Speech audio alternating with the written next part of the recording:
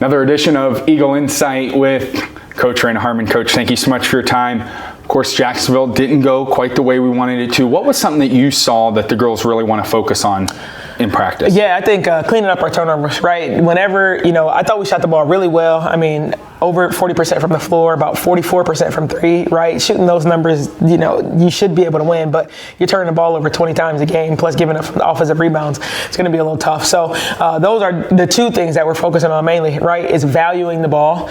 We know we want to play fast in transition, but if we don't have it, how can we slow that game down for us? Because what we're realizing is once we get into our late shot clock, we're getting any look that we want, right? And so if we don't have anything early, how can we slow it down and get ball reversals to get to our best shot?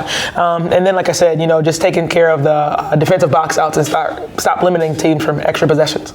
I guess a big positive from that Jacksonville game, Nay Staten, a career high for her. Mm-hmm. What's that presence on the court like been for you guys? Yeah, I told her today it's going to be hard to take her off the floor, because, she's getting it done on both ends, right?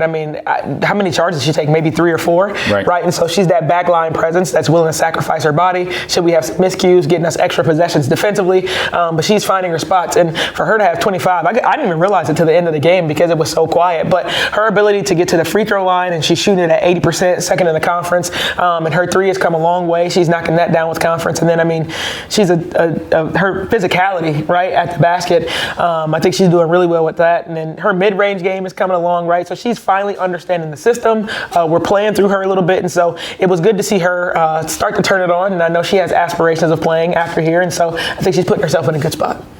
And then, of course, this week, leading into the matchups that you have, what's been that thing in practice that you're really trying to hone in on to capitalize on a couple victories? Yeah, well, we talk about, we want to have a positive record against the schools in Florida, right? And so we started that off with FAU in a non-conference and obviously, dropped one to Jacksonville. But we have another opportunity with 2 games on the road this weekend to kind of just get back on track. And so, taking care of the ball is the emphasis for us this week, as well as just showing up some of our offense, right? What I've been really proud of these last few games is our bench production. And so I brought Era Levy off the bench, and she's really been spreading the floor for us. She's shooting almost 50% in conference from 3, and so we can look forward to seeing her play a little bit more. And then the 2 bigs, right? Having Eve Alexander and Jalea Pillow at the floor at the same time, that should really be able to help mitigate some of those offensive rebounds that we're giving up. But it also, they're rim runners, right? So it makes us that much faster as well.